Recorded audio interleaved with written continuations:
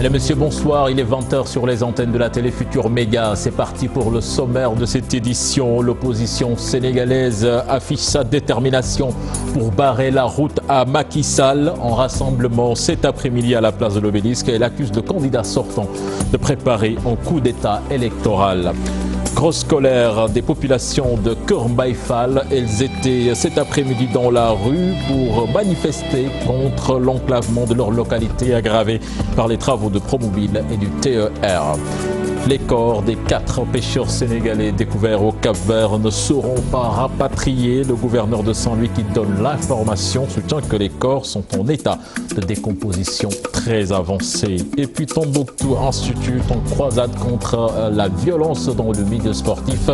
Ses membres ont sensibilisé les jeunes à travers une bande dessinée et des séries de formation. Une initiative qui ne serait pas de trop ce dimanche au stade Léopold Sédar Senghor avec le combat Balla Gaye de Modulo. On en parle en fin de journal. Voilà le sommaire de cette édition dans quelques instants de développement.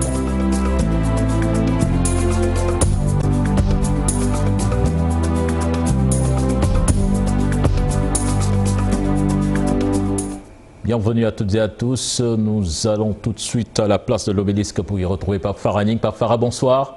Bonsoir, cher Tidiane. Pape Farah, l'opposition sénégalaise a affiché sa détermination cet après-midi à la place de l'Obélisque.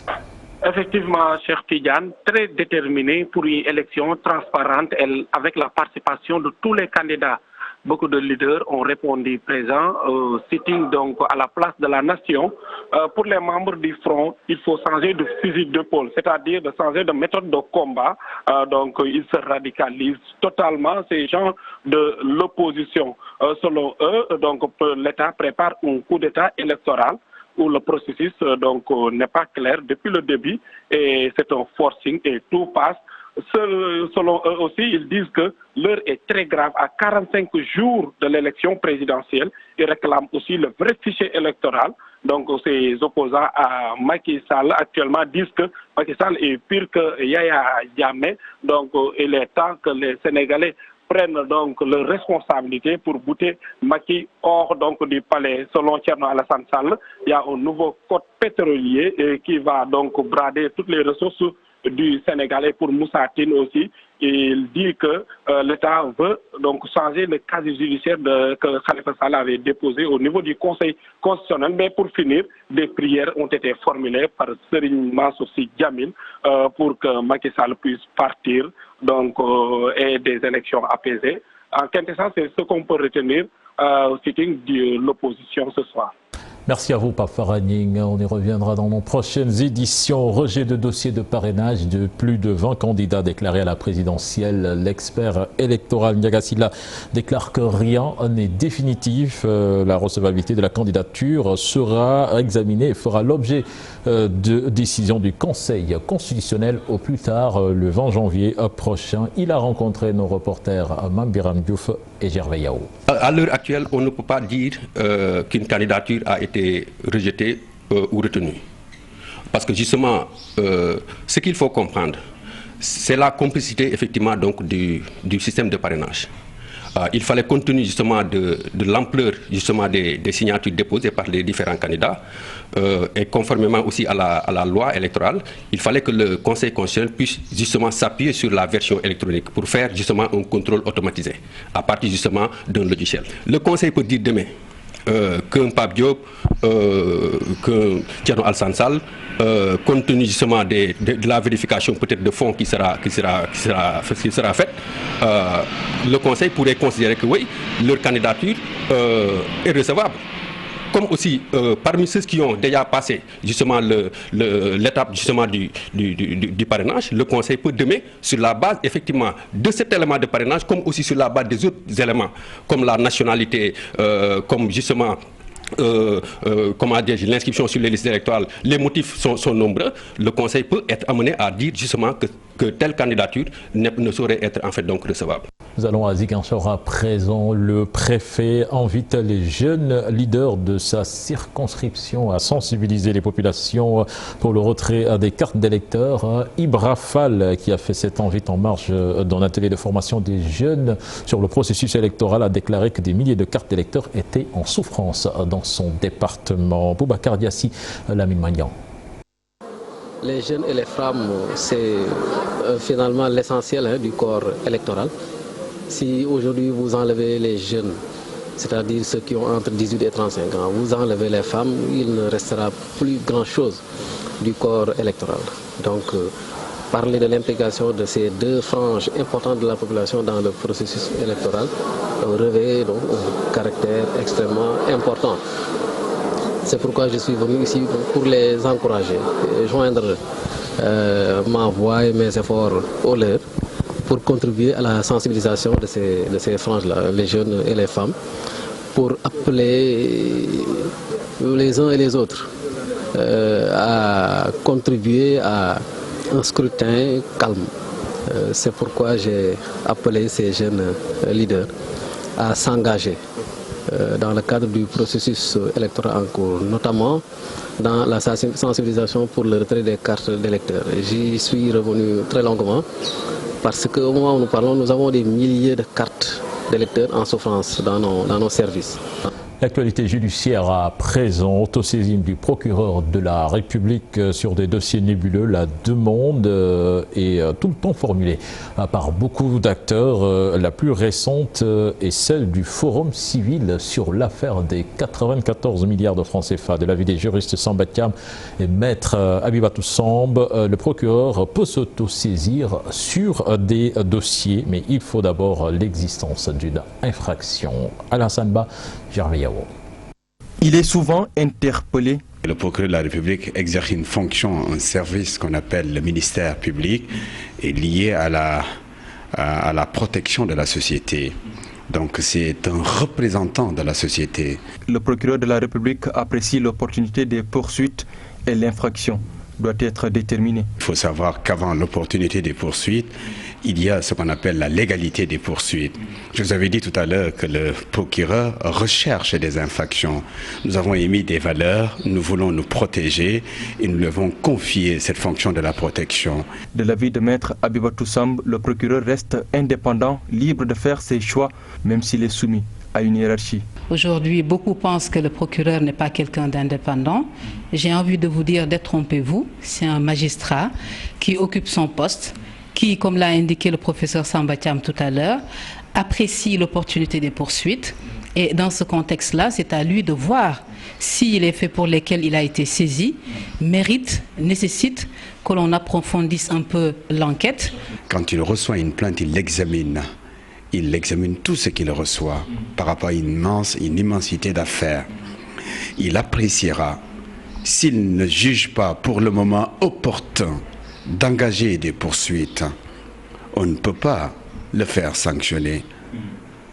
On a la possibilité, si l'on veut, si l'on estime que son affaire est tout à fait sérieuse, on peut contourner le procureur, on peut assumer, engager sa responsabilité, saisir le tribunal. C'est que quand le procureur est saisi, ça peut être par voie de plainte ou comme tout simplement, il peut s'autosaisir. Il peut entendre parler d'une infraction, de quelque chose qui se produit, et pour protéger la société, il peut s'autosaisir. Et je pense qu'encore une fois, il a toute la latitude d'apprécier. Ce qu'il faut éviter, à mon avis, ce qui se passe très fréquemment au Sénégal, c'est de mélanger les choses, c'est-à-dire la politique et le droit. Ce sont deux choses totalement différentes, et le droit n'est pas la politique, tout comme la politique n'est pas le droit. Le dossier des 94 milliards de francs CFA continue de faire polémique. Beaucoup d'acteurs ont sollicité la réaction du procureur de la République.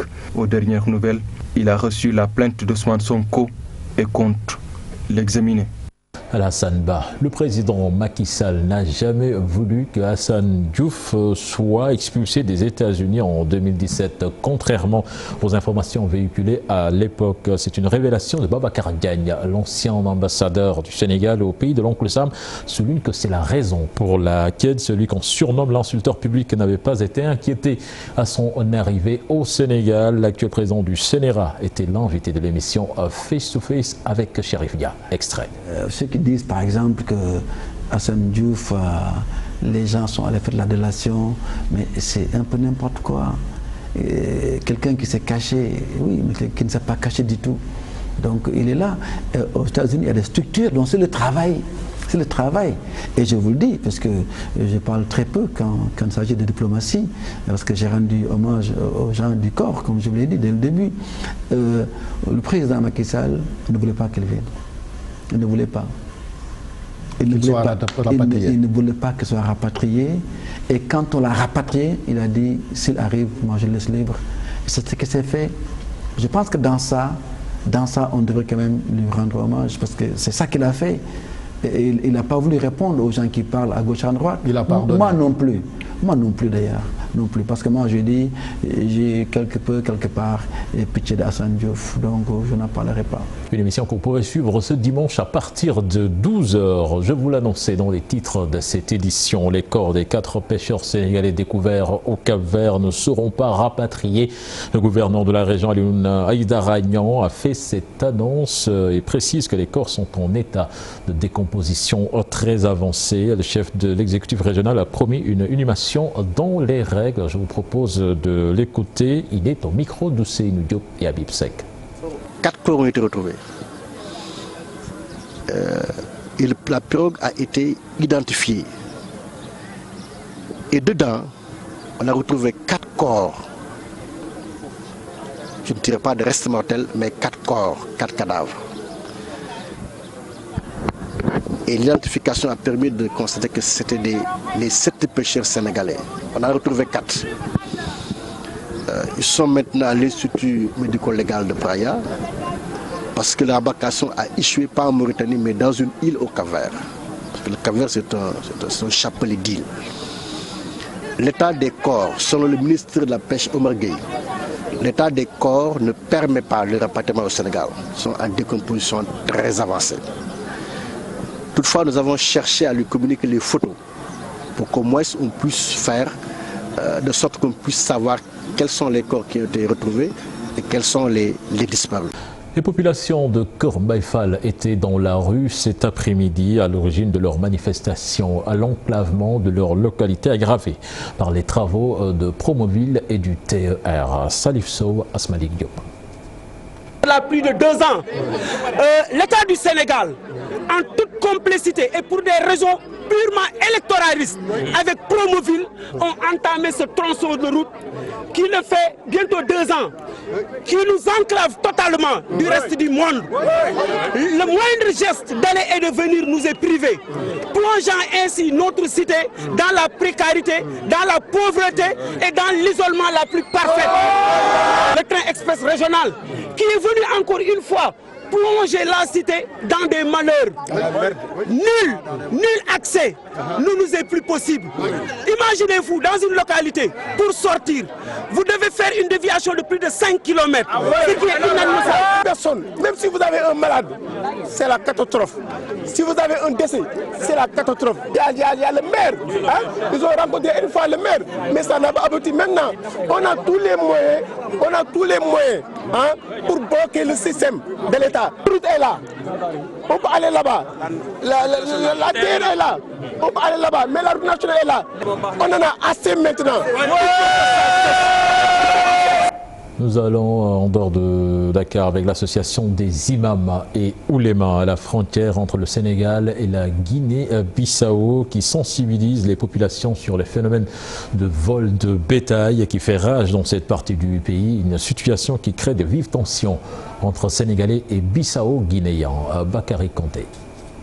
Le Balantokounda, frontalier à la Guinée-Bissau, la zone est très touchée par le vol de bétail. Des troupeaux entiers sont emportés vers la Guinée-Bissau et parfois avec des assassinats. Nous sommes touchés par le vol de bétail, mais ce faux programme de vol de bétail, nous pensons que uniquement maintenant que la paix, la négociation, la diplomatie qui peut terminer, parce qu'on a essayé par tous les moyens violents ou bien de surveillance, ça n'a pas pu régler. L'association des imams et oulémas des deux pays ont organisé une lecture du Coran.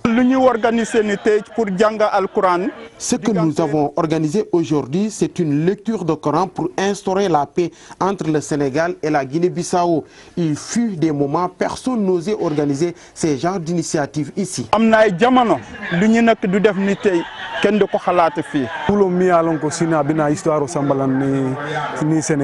C'est un problème qui risque de dégénérer entre le Sénégal et la Guinée-Bissau. Pour dire la vérité, ce sont les Bissau-Guinéens qui sont responsables des vols au Sénégal. C'est une situation qui nous dérange. C'est pourquoi nous avons pris des dispositions. La rencontre a eu lieu à Faradianto, Guinée. L'absence des autorités sénégalaises décriée. Il y avait des vols de bétail dans la région de Ziguinchor. Mais les autorités de la région de Ziguinchor n'avaient pas de relation avec les autorités bissau-guinéennes. Le gouvernement bissau-guinéen a envoyé le colonel Krania d'Anfa. C'était, je crois, la deuxième personnalité de la garde nationale de la Guinée-Bissau. Et c'est moi qui avais représenté le Sénégal, alors que ce n'était pas mon problème. C'était le problème de l'administration sénégalaise. Mais nous avions saisi à l'époque le préfet et le sous-préfet qui n'ont pas répondu à l'appel. On était obligés de venir, d'assister au truc là. Et le colonel m'a fait ce reproche que les autorités sénégalaises ne respectent pas les autorités bissau-guinéennes. Les peuples des deux pays ont décidé de poursuivre la sensibilisation pour éradiquer le vol de bétail dans la zone. Nous allons à Saint-Louis à présent avec les habitants des villages de Déby à Tiguette dans la commune de Diama qui jugent le casier risicole de 950 hectares qu'ils exploitent insuffisant et réclament à l'aménagement de 2500 hectares disponibles dans la localité. Ils réclament également le soutien du président Macky Sall pour l'effacement de la dette du crédit agricole à cause de la mauvaise campagne hivernale liée au changement climatique entre autres. Ousseynou Diop à Pipsec. À Diagam et Déby Tiguette, les populations sont étouffées par le parc de Djouk et les plantes aquatiques envahissantes. Ces habitants des deux localités ont manifesté leur colère pour appeler le gouvernement à prendre en compte leurs préoccupations pour freiner l'immigration des jeunes et l'exode rural qui continue de menacer ces deux villages de la commune de Diama. Et que ça cause problème et que nous voulons que cette rizerie, pour mieux installer les jeunes, de ne pas les faire sortir, aller dans les autres villages, faire de l'immigration, nous voulons que vous nous aidiez dans notre localité. Nous cultivons plus de 950 hectares. Les producteurs de diamants exploitent un casier risicole de 950 hectares qu'ils jugent insuffisant et réclament l'aménagement de 2500 hectares disponibles dans la localité et l'annulation de la dette du crédit agricole à cause de la mauvaise campagne hivernale. Nous ne parvenons même pas à rembourser le crédit et que c'est un sérieux problème. Nous voulons que vous nous veniez en aide à cela. La santé de ces populations est également menacée avec l'eau polluée du fleuve de Déby Tiguette à cause des produits toxiques.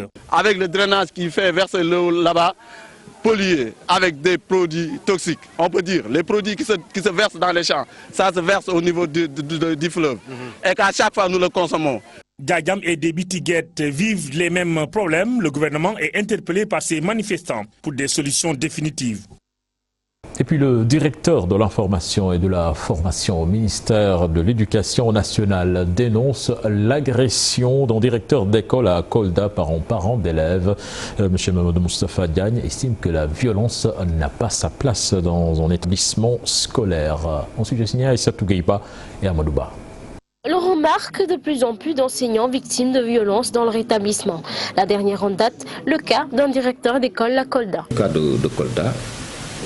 Il faut comprendre que lorsque souvent il y a des sinistres ou des violences, nos écoles sont ciblées évidemment pour abriter provisoirement les sinistrés. Pour le cas de Kolda, évidemment, à cause des inondations, des citoyens de Kolda avaient été relogés dans un espace qui appartient à une école. De ce fait, le chargé de la communication du ministère de l'Éducation nationale l'appelle à l'ordre. En tout état de cause, les citoyens sénégalais et sénégalaises doivent comprendre que le monopole de la violence légale n'appartient qu'à l'État. Personne n'a le droit de se faire justice. Et maintenant, le directeur d'école concerné, qui a été violenté, évidemment, a esté en justice et l'action judiciaire va se poursuivre. Selon lui, il est temps de sensibiliser les différentes composantes de l'école pour éviter ces cas de violence. Il faut véritablement qu'on arrête de s'en prendre aux enseignants. Vraiment, ça, c'est un cri de cœur que nous lançons. L'enseignant qui a quitté son Dakar natal pour aller à Kédougou, pour aller à Kolda, évidemment, ne peut pas être violenté parce que tout simplement il est isolé, sans parents, sans amis, sans proches. Je pense qu'il est fragile. Et nous en appelons aux autorités territoriales pour qu'ils prennent en charge donc la sécurité des enseignants du Sénégal. La violence à l'égard des enseignants heurte l'opinion publique, un phénomène qui nécessite davantage l'intervention de l'autorité de tutelle. Aïssatou Gueiba, le Sénégal installe officiellement le comité de la bonne gouvernance. C'était ce matin. Il s'agit d'améliorer entre autres la transparence budgétaire dans le pays. Le nouveau mécanisme regroupe des membres de l'administration et de la société civile pour l'appropriation du processus des sessions de sensibilisation et de formation sont prévus à Maïmouna Ndiaye Diafaraba. La transparence budgétaire au cœur de cette table ronde. La société civile et l'administration s'engagent à appuyer l'état de la bonne gouvernance au Sénégal. C'est un processus qui permet aux acteurs de la société civile et de l'administration de se retrouver pour identifier ensemble les défis et les solutions en matière de gouvernance dans une démarche tout à fait inclusive et collégiale. Donc c'est extrêmement important pour le Sénégal. Donc on a pu aujourd'hui échanger en présence des partenaires, des acteurs de la société civile et des représentants de l'administration. Il est important que dans ce cadre-là, tous les acteurs soient impliqués, mais surtout qu'ils se sentent responsables de la réussite du processus qui va améliorer et approfondir l'état de la gouvernance au Sénégal. Un processus qui passe forcément par une meilleure appropriation des textes. Des sessions de formation sont prévues à cet effet. Le Sénégal a satisfait aux critères d'adhésion que sont l'accès à l'information, la transparence budgétaire, la déclaration de patrimoine et l'engagement citoyen. Et sur la base de la satisfaction de ces critères, et je dois préciser qu'aujourd'hui, seuls 14 pays africains dont 5 francophones ont eu à satisfaire à ces critères d'éligibilité. Et c'est pour avoir satisfait à ces critères-là que le Sénégal a été admis. Mais après l'admission maintenant, il y a tout un processus à mettre en œuvre, à savoir la mise en place du comité, les sessions de formation à dérouler, mais également, et c'est le plus important, l'élaboration et la mise en œuvre d'un plan d'action. Pour ces acteurs, il reste maintenant aux collectivités locales de suivre les recommandations pour une meilleure gestion. Rendez-vous est donné les 17 et 18 janvier pour un nouveau cadre de concertation. Et puis la délégation générale à l'entrepreneuriat rapide remet une enveloppe de 254 millions de francs CFA à la région de Kolda. Au total, 1 milliard 100 millions de francs CFA répartis entre Kolda, Vélingara et Médina Yoro Fula. À noter que depuis le début des financements, 26,5 milliards de francs CFA ont été remis aux bénéficiaires. Aïssatou Paye et Yaya Diallo. Après Ziguinchor, cap sur Kolda. Totalité de la somme pour le financement des Koldois, plus d'1 milliard. Nous avons validé 55 projets pour un montant de 200 millions et quelques. À cela s'ajoutent 54 millions qui avaient déjà été validés le 6 août à Dakar et une enveloppe pour l'autonomisation économique des femmes et des jeunes. Nous, on a commencé à travailler le 25 mars 2018 et au jour d'aujourd'hui, nous sommes heureux et le chef de l'État l'a dit lors de son discours à la nation le 31 décembre, plus de 58 000 bénéficiaires ont déjà bénéficié de plus de 24 milliards de francs CFA. Nulle part ailleurs en Afrique, on a vu un programme similaire, 30 milliards de francs CFA tirés du budget de l'État et distribués pour les jeunes et les femmes afin qu'ils puissent travailler, contribuer au développement économique et social du pays. C'est quelque chose d'unique et à saluer. Une initiative saluée par le gouverneur qui n'a pas manqué de rappeler aux bénéficiaires de rembourser leur emprunt. Vous voulez travailler, l'État a mis à votre disposition des ressources qui vous permettent de travailler, mais vous êtes tenu de rembourser. Les gens ont d'habitude la tendance ou la propension à croire que quand c'est de l'argent public, on peut l'utiliser, ne pas rembourser et voilà, rester tranquille. On insiste particulièrement sur le remboursement parce que tant que vous ne remboursez pas, vos frères et sœurs qui n'ont pas encore accès à ce financement ne pourront pas l'avoir. À cette occasion, le délégué général de l'ADER a tenu à apporter des précisions quant à la répartition des financements. Nous ne finançons pas la paire. Nous finançons les jeunes et les femmes du pays, ce que le président nous a dit, et que tous les jeunes et toutes les femmes qui ont déposé ont eu leur financement. On les a traités de façon équitable et on était avec le gouverneur de Diourbel le jour où on faisait la répartition et les maires qui se sont sentis lésés, soit ils n'ont pas pu déposer à temps le projet ou ils n'ont pas suivi, et quand, il faut le dire aussi, il y en a qui n'ont pas cru au début au projet car ils pensaient que c'était des paroles et c'était des leurs et c'était des aspects politiques, et donc quand ils ont vu que le chef de l'État a remis 10 milliards le 6 août, 10 milliards le 24 novembre et que c'est vrai, dans leur entourage les gens ont commencé à recevoir, ils ont commencé à venir à taper à notre porte pour déposer. On leur a dit c'est pas possible, il y avait une date limite de dépôt qui était le mois de juillet et après on passe à l'année prochaine. Après Ziguinchor et Kolda, Sédhiou va aussi accueillir la délégation générale à l'entrepreneuriat rapide. Nous parlons à présent de la 60e édition du Magal de Gaïdel en CRD. C'est tenu à la gouvernance de Thiès. Selon le gouverneur, toutes les dispositions sont prises pour une bonne organisation du Magal. Amar Ben Amar, le porte-parole des populations, je vous propose d'écouter au micro de Cheranta Diop et Seylatir. Cette 60e édition, donc, nous en sommes à ce CRD préparatoire. Au cours duquel nous avons enregistré les engagements de l'ensemble des services régionaux qui se sont engagés pour la bonne organisation et la bonne tenue du Magal annuel de Gadiel. Comme vous le savez, c'est des événements majeurs, des événements culturels mais surtout religieux majeurs qui appellent beaucoup de besoins de la part des populations, notamment en termes de sécurité des populations qui arrivent, mais aussi la santé des populations, santé aussi bien au niveau des animaux à utiliser que des personnes elles-mêmes qui les utilisent. Et pour toutes les questions soulevées ici, à travers l'éclairage, l'approvisionnement en eau, la route qui mène à Gadiel, de Pékès à Gadiel, toutes ces questions ont été prises en revue et nous avons enregistré de notre part au niveau du comité d'organisation un satisfait total vu les engagements pris par les chefs de service, mais surtout l'engagement particulier de monsieur le gouverneur de la région de Thiès. Nous ne remercierons jamais assez au nom du khalife général parce qu'il a eu à mener la réunion avec une revue de l'ensemble des questions soulevées, et pour toutes les questions, nous avons enregistré vraiment un engagement, mais surtout une satisfaction totale. Donc le thème qu'on va porter cette année sur soufisme, vecteur de développement et l'exemple du mouridisme au Sénégal. Je le disais également dans les titres de cette édition, Tombouctou Institute sensibilise les jeunes sur la violence dans le milieu sportif à travers une bande dessinée. La direction de l'institution va également engager des jeunes pour promouvoir la non-violence. Je propose d'écouter son directeur, interrogé par Fatou Bintou Conté et Mohamed Dia.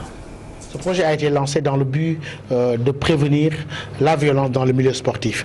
Nous avons vu ce qui s'est passé à Demba Diop il y a un an et nous nous sommes dit plus jamais ça.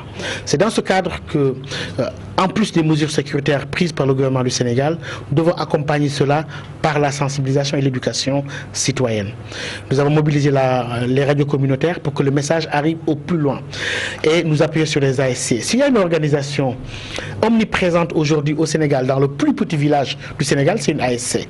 Nous sommes dit que ce levier doit être utilisé pour justement promouvoir la culture de la paix, promouvoir l'éducation. Cette bande dessinée-là entre dans ce cadre-là et sera diffusée avec l'appui du ministère de l'Éducation nationale, du ministère du Sport qui nous ont beaucoup appuyé et du ministère de la Jeunesse pour que les jeunes aient un support agréable à lire, moins fatigant intellectuellement, pour apprendre plus vite et pour mémoriser des leçons, en tout cas des valeurs qui sont transmises à travers ce support-là. L'attraction du week-end, c'est ce combat entre Balla Gaye 2 et Modou Lo, un combat que vous suivrez par Pay-Per-View, la nouvelle méthode adoptée par les promoteurs pour les grandes affiches de lutte. Ainsi, donc, pour regarder ce combat, il faudra passer à la caisse.